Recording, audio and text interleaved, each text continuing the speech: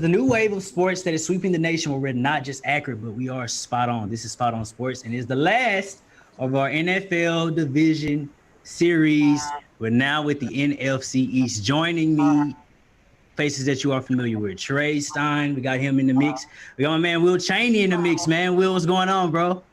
What's good with y'all, man? Eagles fan extraordinaire, man. Of course, man. It's always we ain't seen you since the draft show, of course, but obviously it's definitely dope to have you a part of the mix. You know this guy here, that's Desmond, you of ESPN, man. Des has been joining us throughout this whole NFL division series. So he missed the South last week, man. We missed you last week, but it's all right. We got you in the mix for this.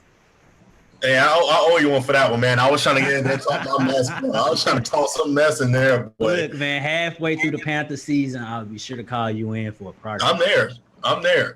Do that. So obviously, guys, rounding these thing out, NFL division series for the NFC East. We'll start with the Washington Redskins. So many questions up in the air. What to do on offense, namely at the quarterback position. Dez, I'll start with you. Hold it down for Washington on this one. What happens, man? What happens with the quarterback position? Well, it's interesting to see because Dwayne Haskins, we said the Redskins, correct? Yep. Dwayne Haskins is a rook.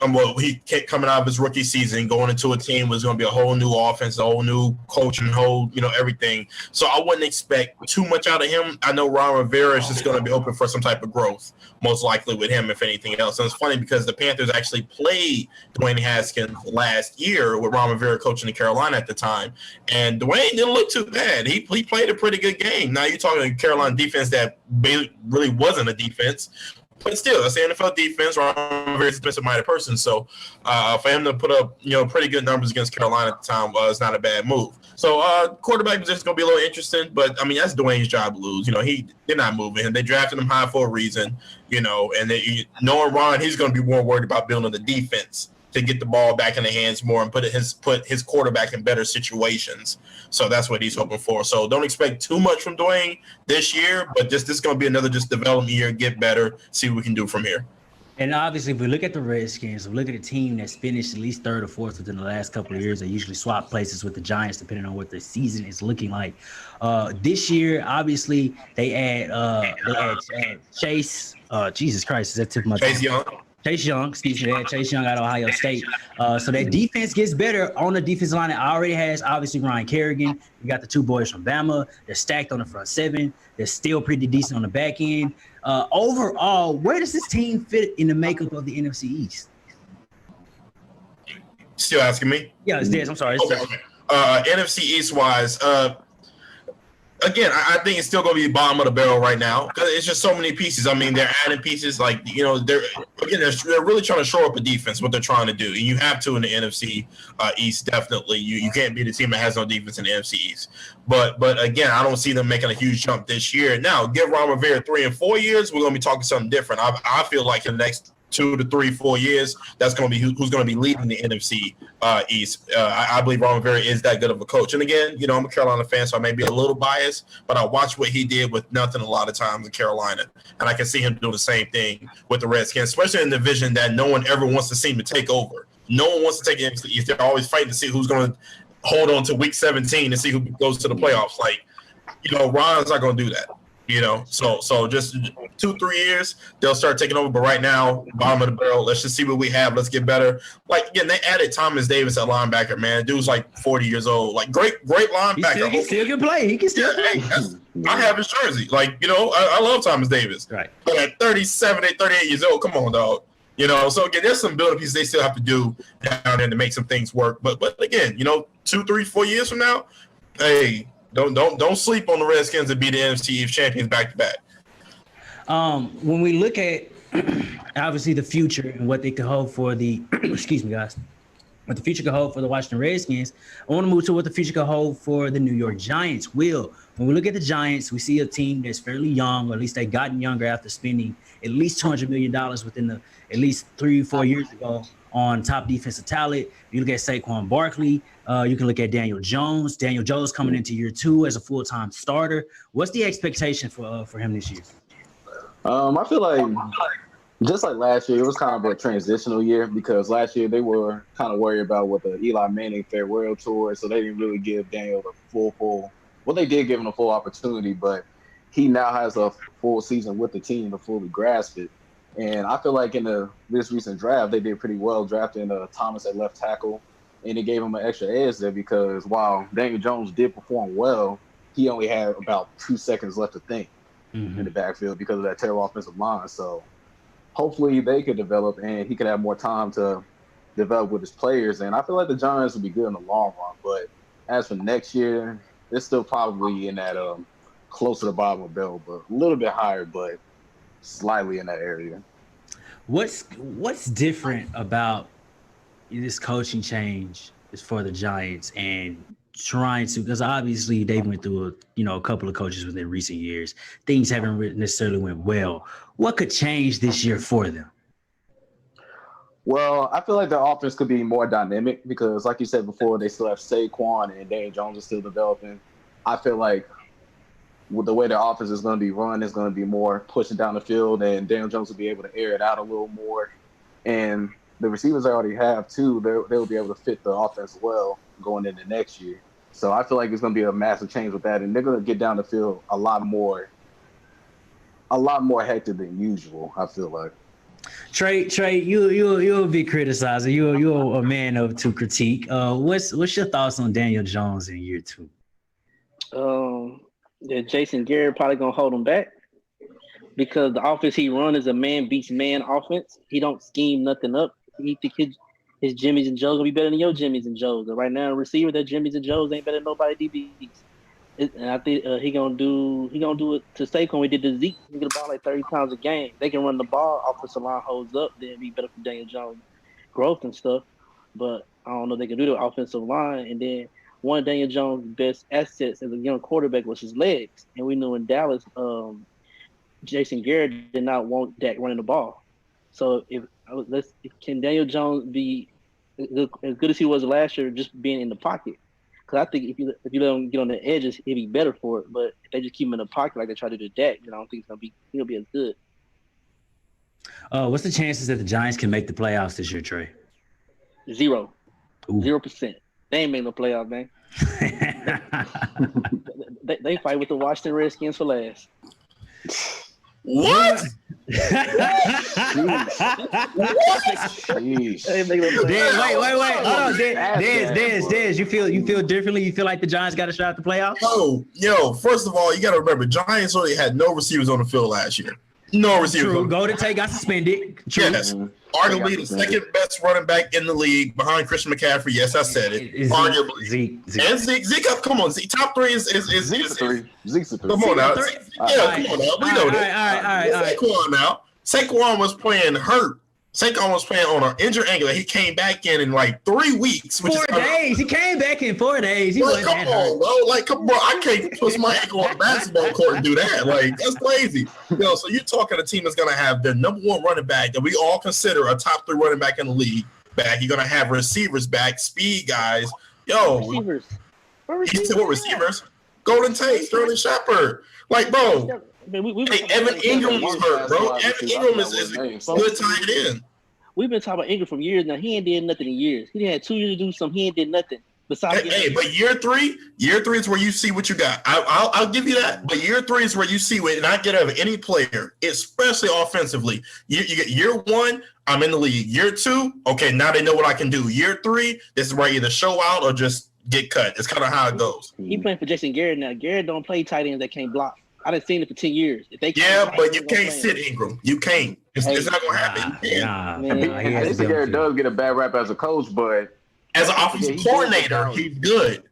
Well, word on Garrett is when it comes to his X's and O's, he's one of the best. That's just the word on the street, the NFL street at least. But of course, come game day, obviously as a head coach, remember Jason Garrett isn't dumpster fire. Let's not do that. He's at least average to above average. He can coach enough when he has the good players to be able to win games. If he's forced to have to make changes, he does them, even though he reverts back to his old ways a week later. But Jason Garrett, as an offense coordinator, where you say, hey, the stress of the head coaching job is no longer on him, the stakes are different. Remember, sometimes the scenery is the best thing. And maybe a scenery in New York where you got to where Garrett kind of goes into a different situation where he can – remember, he's kind of a quarterback's guy too. It's kind of a quarterback's guy too. He's going to have that chance to work with Daniel Jones, like he worked with Dak Prescott. And I believe, here's my thing with the Giants. It's going to be scary if Daniel Jones makes a jump. It's going to mess up the whole standing of the NFC East. Exactly. Where you can find them, they can find themselves really trying to wedge between what the Cowboys and the Eagles are doing. Speaking of the Cowboys, how about the Cowboys? Go ahead, Trey. Hey, I listen to Jesse Holley, man.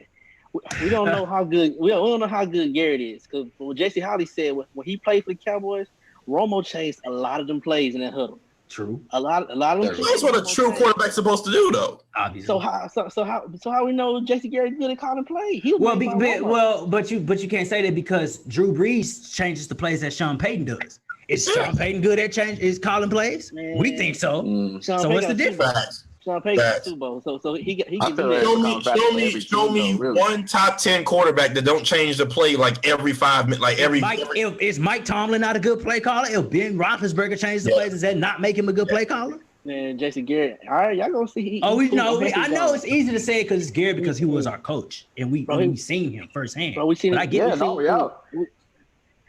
him get out coached in numerous playoff games. We seen him take talent and go 8-8, bro.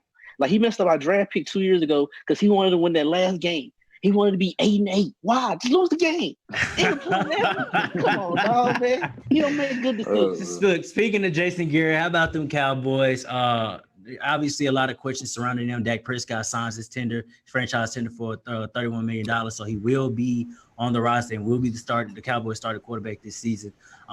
Trey, is this that make or break year for Dak Prescott and this offense? Hey man, this is the year that Dak Prescott solidified top 5. I've been telling y'all all offseason, Dak top 5, man. It's Dak going to the Super Bowl, man. It's just like it wouldn't be a Cowboys chat if somebody didn't say the Cowboys. Y'all see why we did the NFC East last? Because it wouldn't be a Cowboys chat. That's why we went last. They're talking that mess. You telling me they're going to the Super Bowl? We're going to the Super Bowl, dog. Y'all need to pump the brakes. First of all, y'all need to pump the brakes on that. We're going to the Super Bowl, dog. He top 5. Y'all need to worry about that getting wins against playoff teams. That's number one. In the last games, like 1 for 7, 8 touchdowns and 9 picks. Hey, you can't be going to Super Bowl playing like that against real teams. What's up? You talking about last year, right? What about the year before that? We whooped y'all twice. In the world of football, what have you done for me lately? We locked up your boy in the end zone. We beat them once last year. Last year. Yeah, but how about the game clinching win? All right, so your boy got locked up by Cindy Jones, man. I'm telling you. This is why we're going to win this year, because Dak should have been playing last year against Shaw. He was hurt. He didn't practice all that. No. Hold on. Let me take this. You can't bring up your injuries. Go ahead, Will. Will's a guest today. Go ahead, Will. Here's one thing I don't understand. How are the same people that always pull the injury card on Carson Wentz talking about he ain't got no toughness, no heart, but here you are saying, oh, Dak's hurt. Right. I remember the report, too. He said he was barely able to function with that shoulder. Barely able to function. Hey, you want to know why? Because your boy always hurt. My boy ain't never missed a game. Ain't never missed one game. People don't understand Carson Wentz played through injury this year. Man, that boy stayed hurt. His back was bothering him. The same thing was last year. Every year, he in the season in the tub every year. Well, hey, guys, I do want to get to this, Des. I'm gonna ask you this question. Obviously, the Cowboys got a new head coach, and Mike McCarthy, former Green Bay Packers head coach, took about a year off from coaching. Says he's made a lot of changes as far as analytics. Wants to take a different approach with this team. How do you see Mike McCarthy meshing with the Cowboys this year? Okay, let me back this up.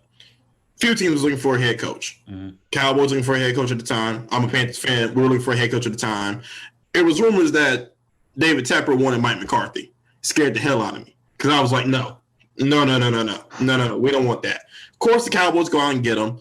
Literally in my head, as a proclaimed Cowboys hater, I was like, thank God. 10 more years of mediocrity. He was mediocre. Like, I know he went to the Super Bowl. I know whatever. Aaron Rodgers, hey, great. But No, like there's nothing special about McCarthy. There's nothing there that makes me say he's going to help allow the Cowboys, who have talent. Like as much as people hate the Cowboys always have talent. If Jerry don't do nothing, he's going to make sure there's some talent on that field. And I don't see McCarthy doing anything special to help make the team better. Oh, I made some changes in analytics and da. I believe that crap when I see it. Straight up, I believe it when I see it. Hey, Dez, I got a question for you. Since you're a Cowboy hater, is Sean Payton a good coach? Sean Payton is definitely a good coach. Yes. All right. So Mike McCarthy. Yeah, I understand something. Again, I'm a Panthers fan, so I hate the Saints. There's one of them teams I hate up there. All right. So Mike McCarthy has the same winning percentage as Sean Payton. He has the same amount of Super Bowls as Sean Payton, and almost roughly the same amount of wins as a head coach. Yeah, but what makes Sean Payton a good coach? I got you. Did Mike McCarthy ever have his whole defense stripped because of a bounty gate or anything like that, and still have come out with a winning season? Did his division always been competitive, unlike the NFC East, which is not always competitive? It's usually one team up top, and everybody else kind of fighting for the mid range. Like Sean Payton has done, and at times done more with less too. Honestly, because again, y'all keep y'all team stacked. The Saints have not always had the best. Like this run we've seen over the past 3-4 years with the Saints and having the best team in the NFC, arguably. That's not normal for the Saints. Sean Payton does a lot more with a lot less. Sean Payton also had like 3 straight seasons. Sean Payton also had like 3 straight seasons when they went like 6-10 and 7-9. Right, but you can say that for any team. You can say that for any team, though. But Cowboys went 8-8 3 straight years. I mean, okay, time to kill one more game is just so much better. But we're talking about Mike McCarthy. What else? We were not to mention with Mike McCarthy. He had the so-called baddest man on the planet. He only got 1 Super Bowl ring out of it.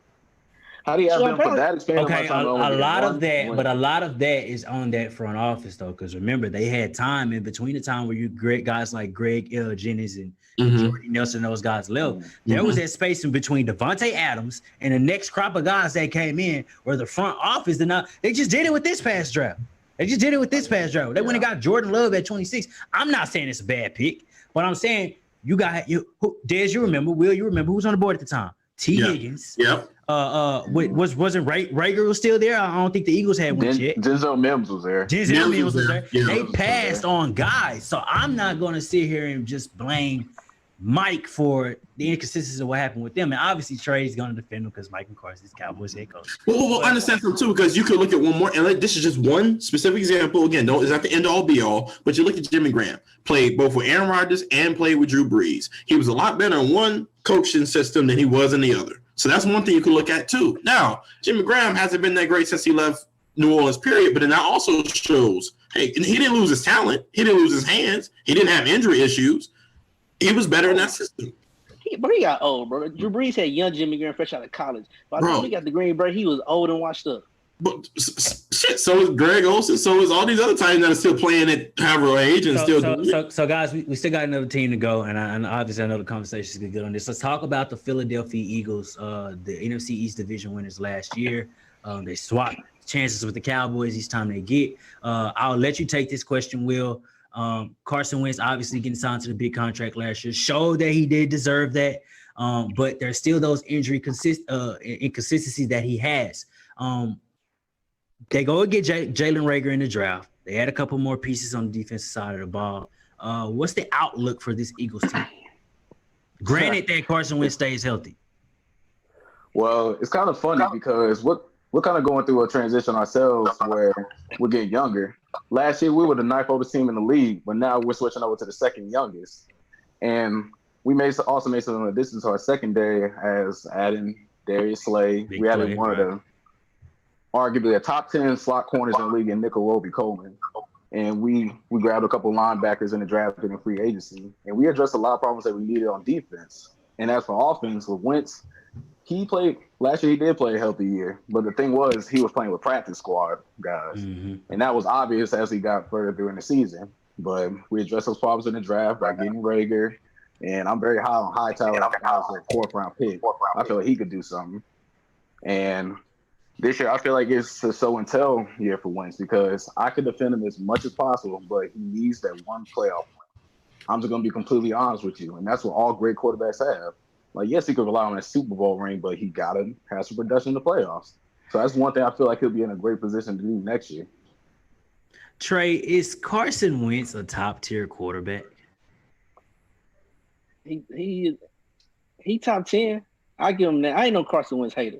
I just don't like he just stay hurt. Like he stays hurt. That's the only thing with him. When he plays, I feel like he did more in that Super Bowl year than what Nick Foles did. Nick Foles went and won the Super Bowl, but they wouldn't have got to the Super Bowl unless Carson Wentz won those 13 games before he got Thank you hurt. so much. Right. Thank you. Right. Thank you. That's true. That's true.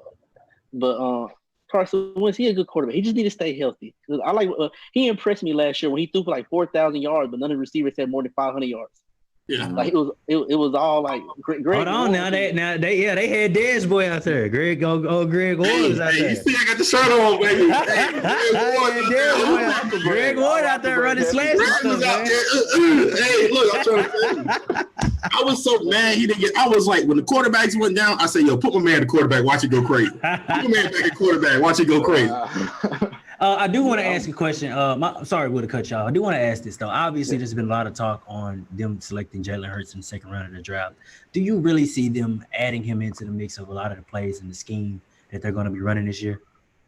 I very much think so because we just added offensive specialist. I can't remember his name very well, and he's known for running trick plays. And I feel like with Jalen Hurts in the field, I feel like we'll use him as a Taysom Hill type of player because in Oklahoma there was a couple situations where he had to run the ball from the backfield, and they put him in different positions. And I feel like for us, if he incorporates that too, he could be great because he doesn't necessarily have to be the quarterback of the future just now because we already have Wentz.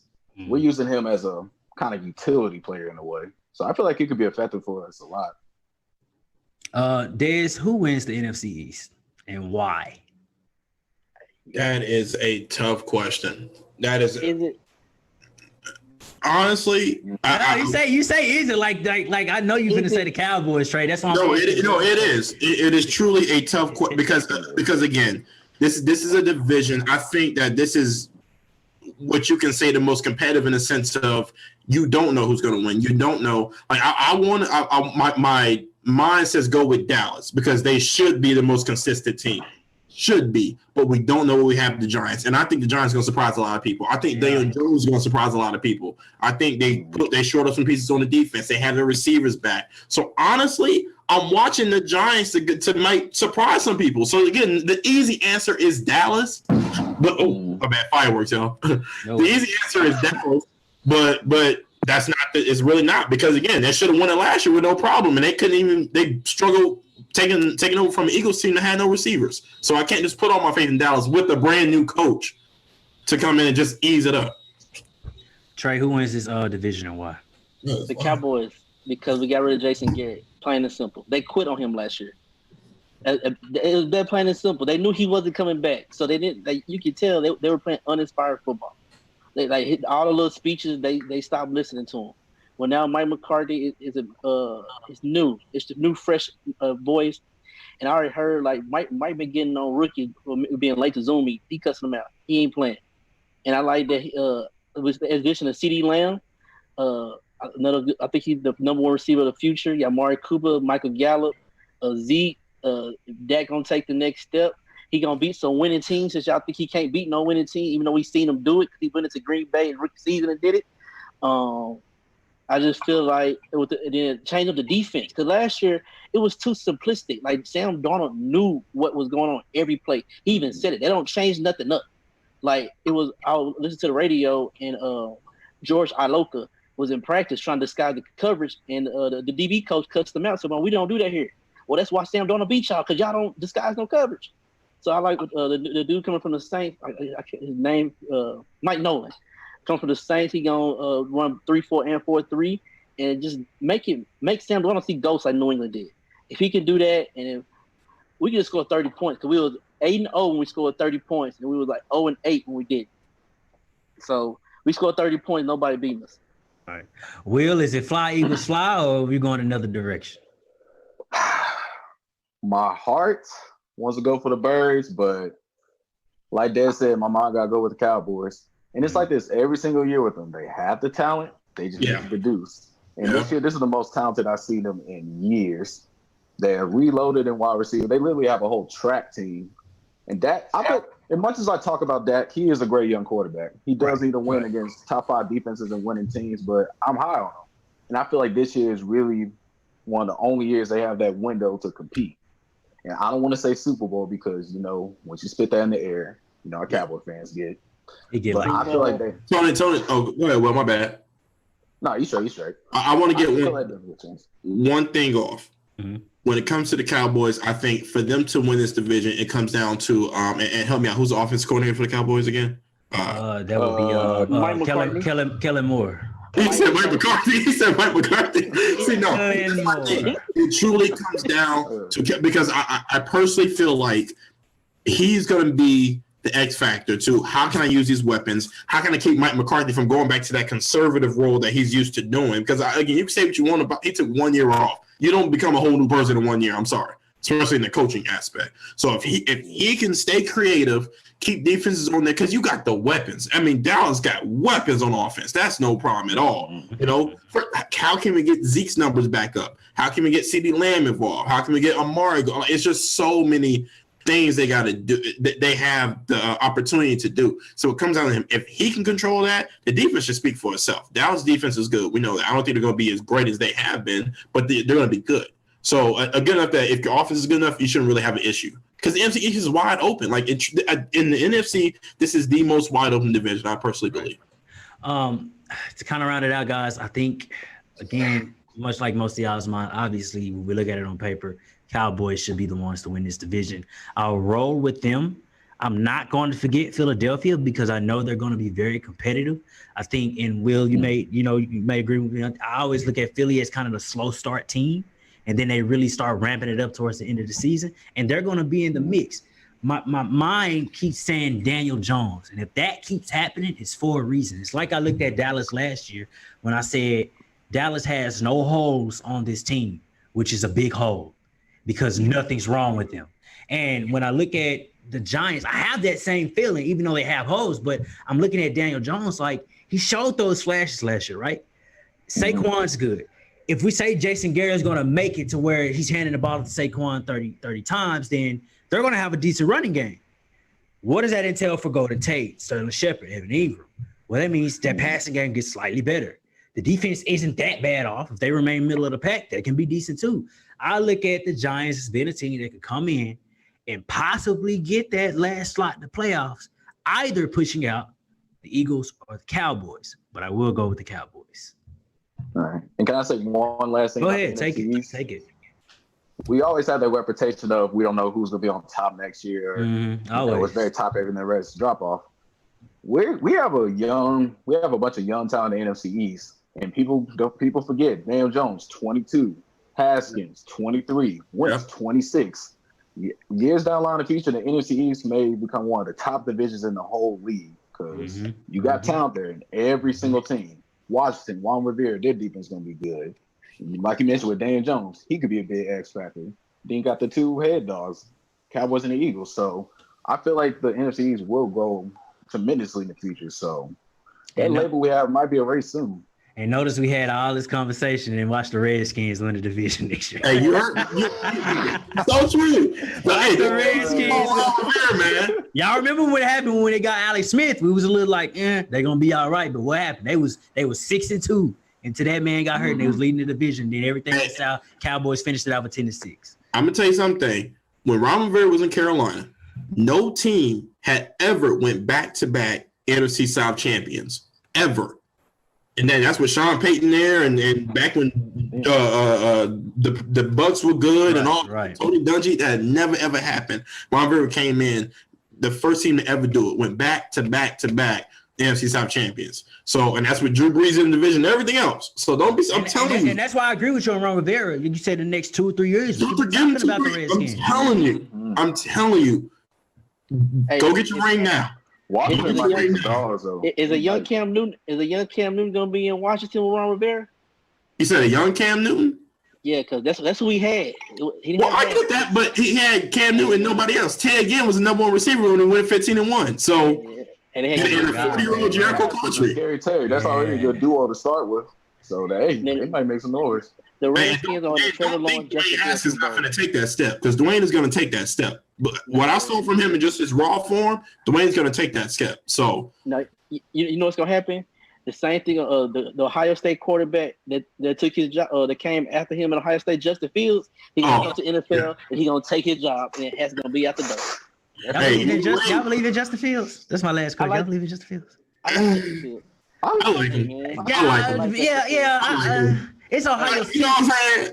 It's Ohio State. I want my team to draft him, but you know what I'm saying? He had Clemson beat. His receiver ran the wrong route. He had Clemson beat. The receiver run the right route. It's a touchdown. That's true. No, you know what? I give you that, Trey. That is true. But you know, like anything else, college football, that's all a system anyway. I got to see what you're doing in real before I can say anything. Guys, it's been an excellent show. Excellent division series. We're thanking everybody who's been a part of this. Obviously, Will, Dez has been a huge part of this whole division series. Trey holding it down. Obviously, guys, you will see more of Will and Dez as SOS goes on throughout the year, covering more sports and doing what we do best. We do hope that you enjoyed this show. Please comment, rate, subscribe, and drop us a like. We would definitely appreciate that. Head to the YouTube channel, click the notification bell, get notified on everything that we're doing. Check out the other division series as well. We got Dez up on that one. We got Trey up on that one as well. Check out our high school coverage, AAU basketball. My point exactly, the whole shebang is out there. It's the new wave of sports that is sweeping the nation where we're not just accurate but spot on. I'm Tony Monk. It's Trey Stein. There's Yule, Will Cheney. We'll see you guys next time.